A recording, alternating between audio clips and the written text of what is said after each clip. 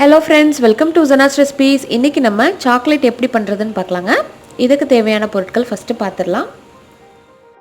இதோட அளவுகளை நான் ஃபர்ஸ்ட் சொல்லிடுறேங்க. இது பாத்தீங்கன்னா கொக்கோ பவுடர். இது வந்து 25 கிராம். இது வந்து பால் பவுடர். இதுவும் வந்து 25 கிராம். இது வந்து தேங்காய் எண்ணெய். இது ஒரு 25 கிராம். சக்கரை பாத்தீங்கன்னா ஒரு 50 கிராம் சர்க்கரையை நல்லா மிக்ஸில போட்டு பொடி பண்ணி வச்சிருக்கேன். இது வந்து வெனிலா எசன்ஸ் தேவையான அளவுக்கு. முதல்ல இந்த மாதிரி ஒரு கிண்ணத்துல கொஞ்சமா தண்ணி ஊத்தி அடுப்புல வச்சு நல்லா வந்து பாயில் பண்ணுங்க. நல்லா வந்து கொதி வரணுங்க. சுடுதண்ணி வந்து நல்லா கொதிக்க ஆரம்பிக்கிற ஸ்டேஜ்ல ஒரு கண்ணாடி பாத்திரத்தை நான் அப்படி வச்சுக்கிறேன். இதுக்கு பேர் பாத்தீங்கன்னா டபுள் பாயிலிங். இது வந்து நம்ம டைரக்டா வந்து பாயில் பண்ணக்கூடாது. இந்த மாதிரி லைட்டா வந்து அந்த தண்ணியில பட்டிருக்கணும். சில்வர் பாத்திரம் கூட யூஸ் பண்ணிக்கலாம். நான் உங்களுக்கு காட்டணும் அப்படிங்கறதுக்காக இந்த மாதிரி கண்ணாடி பாத்திரம் யூஸ் பண்றேன். மேலே வச்சிருக்க பாத்திரம் வந்து கீழே இருக்க தண்ணியை வந்து தொடாமல் பார்த்துக்கோங்க. இப்போ நல்லா சூடாயிடுச்சு. ஃபஸ்ட்டு வந்து தேங்காய் எண்ணெய் எடுத்து வச்சுருக்கோம் இல்லையா, அதை வந்து சேர்த்துக்கலாம். தேங்காய் எண்ணெய் சேர்க்கலாம், அல்லது நீங்கள் வெண்ணெய் பட்டர் கூட சேர்க்கலாம். தேங்காய் எண்ணெய் சேர்த்திங்கன்னா நல்லா சில்கியாக நல்லா வரும். கொக்கோ பவுடர் இருக்கு இல்லையா, அதை சேர்த்துக்கலாம். எல்லாத்தையும் வரிசையாக சேர்த்துக்க வேண்டியதான். அதுக்கப்புறம் பால் பவுடர்,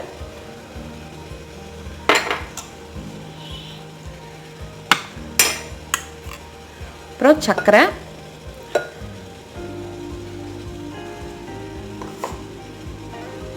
எல்லாத்தையும் நல்லா மிக்ஸ் பண்ணிக்கலாம்.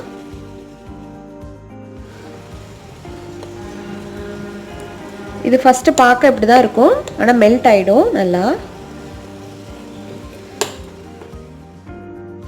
இப்போ பாருங்க, சூடு படும்போது நல்லா மெல்ட் ஆகி வந்துருச்சு.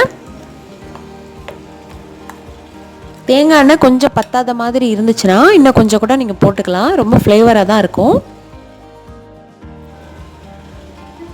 வெனிலா எசன்ஸ் வந்து கொஞ்சமாக ஊற்றிக்கலாம், ஒரு 1/4 ஸ்பூன் வரைக்கும்.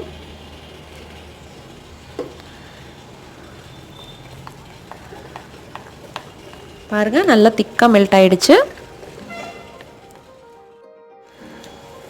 தேங்காய் எண்ணெய் பத்தலைன்னா கொஞ்சம் சேர்த்துக்கோங்க. தேங்காய் எண்ணெய் பிடிக்கல அப்படின்னா பட்டர் கூட நீங்கள் சேர்த்துக்கலாம்.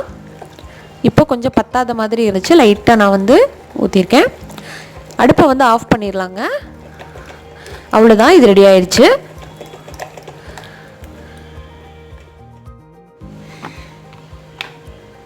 பாருங்கள், இந்த சாக்லேட் மோல்டு தான் நான் இன்றைக்கி யூஸ் பண்ண போகிறேன். இந்த மாதிரி நல்ல ஃப்ளவர் மாதிரி இருக்குது.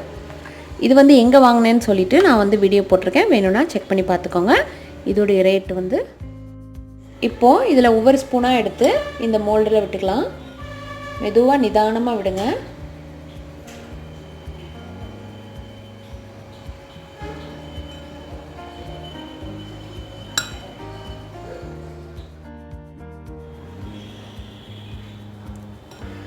அவ்வளோதான், நம்ம எல்லாத்தையும் ஃபில் பண்ணியாச்சு. இந்த மாதிரி எல்லாத்தையும் நல்லா நிரப்பி வச்சுருங்க.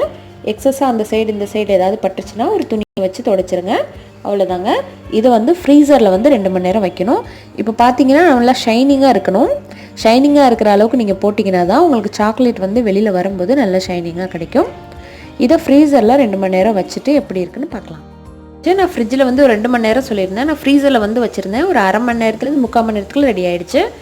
இப்போ வந்து இதை டிமோல்டு பண்ணலாங்க. பாருங்கள், இப்படி லைட்டாக அப்படி ப்ரெஸ் பண்ணிங்கன்னா அழகாக எடுக்க வந்துடும். எவ்வளோ அழகாக இருக்குது பாருங்கள். இதில் போட்டுக்கலாம்.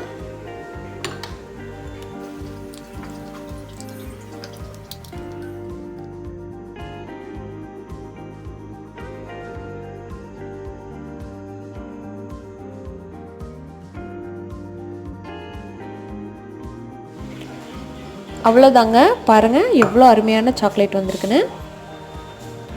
நம்மளுக்கு விருப்பப்பட்ட ஷேப்பில் வாங்கிக்கலாம். நல்ல ஷைனிங்காக இருக்குது.